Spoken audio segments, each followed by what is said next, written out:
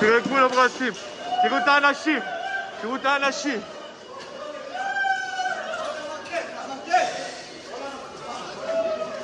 תראו. Israel na Iran ambazo zimeendelea kukabiliana vikali, huku kukiwa na hofu kwamba mzozo huo unaweza kuenea katika eneo zima la Mashariki ya Kati.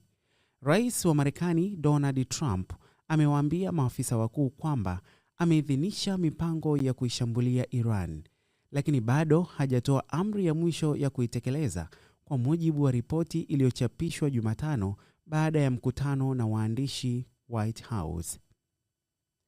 Alipoulizwa kama ameamua kushambulia vituo vya nyuklia vya Iran, Trump alisema, "Naweza kufanya hivyo, siwezi kufanya hivyo," na alirudia msisitizo wake wa kujisalimisha bila masharti kwa Iran.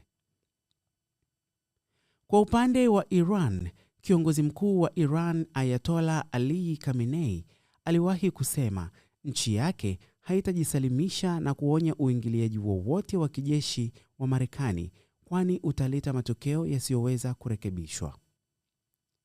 Khamenei alisema katika hotuba yake kwenye televisheni kuwa Iran haitasamehe ukiukwaji wa anga ya nchi hiyo au damu ya mashahidi wake.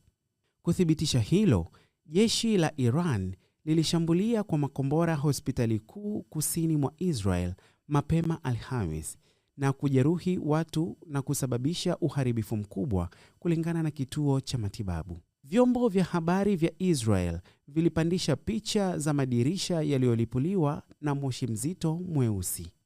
Kombora lingine lilipiga jengo la juu na majengo mengine kadhaa kati ya makazi katika angalau maeneo mawili karibu na Tel Aviv. Takriban watu 40 walijeruhiwa katika mashambulizi hayo, kwa mujibu wa huduma ya uokoaji ya Israel.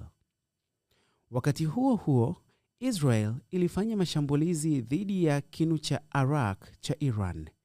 Katika shambulio lake la hivi punde dhidi ya mpango wa nyuklia unaoenea nchini humo. Katika siku ya 7 mzozo ulioanza kwa wimbi la mashambulizi ya anga ya Israel yaliyolenga maeneo ya kijeshi, maafisa wakuu na wanasayansi wa nyuklia. Hizi ni ripoti kimataifa.